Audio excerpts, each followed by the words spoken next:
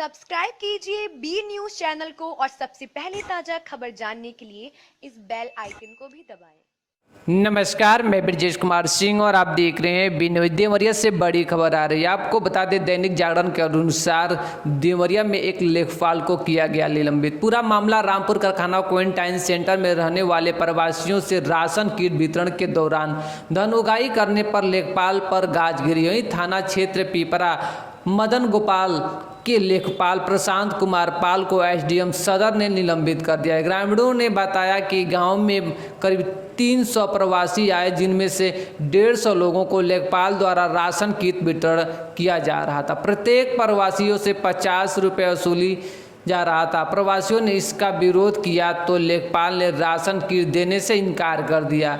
इससे नाराज लोगों ने ग्राम प्रधान इफ्तिखार अहमद को जानकारी दी। ग्राम प्रधान ने एसडीएम सदर दिनेश मिश्रा को पूरी मामले से अवगत कराया। मौके पर पहुंचे एसडीएम की जांच में शिकायत सही पाई गई और एसडीएम ने बताया कि लेखपाल को निलंबित कर दिया गया है और राशन किट देने के नाम पर धन उगाही कर रहा था लेखपाल। और भी खबर देखने के लिए इस बी न्यूज़ चैनल के साथ जुड़ सकते हैं, साथ ही चैनल को सब्सक्राइब भी कर सकते हैं। तो मिलते हैं फिर एक नई खबर, नई जानकारी के साथ। तब तक के लिए नमस्कार, जय हिंद।